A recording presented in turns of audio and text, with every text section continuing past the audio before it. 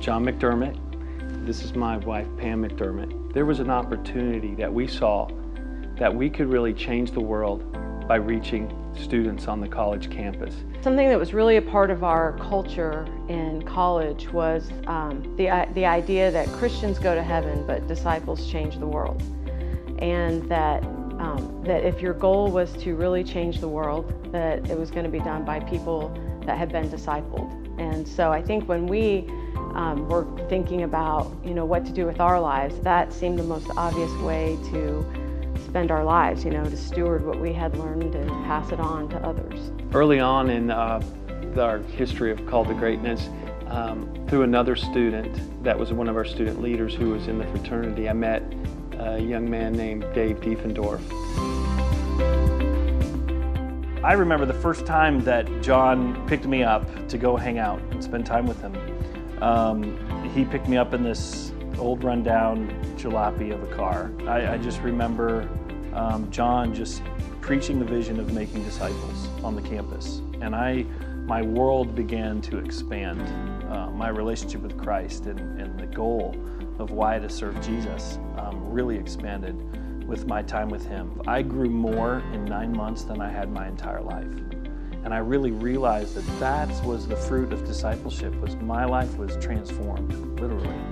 And looking back over that kind of larger period of time, I was a different person. My name's Becky Diefendorf. I'm married to Dave, and we got married in the year 2000. Much like Dave, I had been discipled while I was in college. And so when we got married, we shared that heart. I moved here to KU, and we began to do ministry together on the college campus.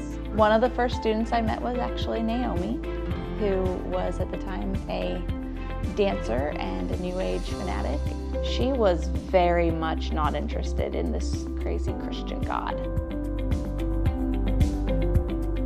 My name is Naomi Smith, and I came to KU in 1997 as a dance major, and I knew nothing about God, and I really didn't have any desire to follow Jesus.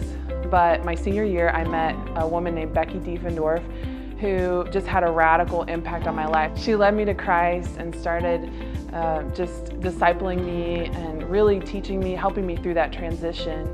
And then I ended up coming on staff with Call to Greatness, like about 9 months later. And I was on campus, and I just started to develop this real heart for artists and dancers, because I was one, and just wanting to see them know God and glorify God with their art and with their talents. And so I began to really pray for artists, and honestly, I didn't really see much happen. About 8 years later, I met this girl named Ashley. I was super excited because she was artsy, and I ended up getting to know her and ended up getting to really disciple her. I met Naomi at a picnic, and Naomi she taught me about that purpose for my life. She taught me what it meant to be a disciple of Jesus and to make disciples. That vision led me to be on staff with Call to Greatness. This last year, while I was on the campus, I met a girl who was a leader. She was on the dance team in the dance department, and really was a person that people looked to, all of her friends looked to. And so I thought, man, if I can really disciple her in the same way that Naomi discipled me, then I knew that it was going to impact all of her friends. And her name was Kylie. I have always known the Lord. I've always had a relationship with Christ, and just that's how I grew up and that's how I was raised. But I will say that I found that when I got to college, my eyes were definitely open to new scenarios and things like partying and different things like that some of my friends were definitely partaking in. It was very much a double life. I would say that we would put on a mask almost to try to be a certain kind of person, to kind of imitate the other girls on the team and just kind of fit the personality. And in that I feel like I at least lost a lot of my faith. My walk with God was I felt like I was running the opposite way. When me and Avery, going into our sophomore year, so the beginning of this year, and we wanted to find a church that we could be a part of and find someone that could be a leader in our lives and disciple us. The turning moment, I feel like, for us was whenever we met Ashley. We got back to school in August, and within a week of school starting, we met Ashley. KJ met Ashley, and then she introduced us to Ashley, and we started doing a Kingdom Living Book 1. I know that my life has been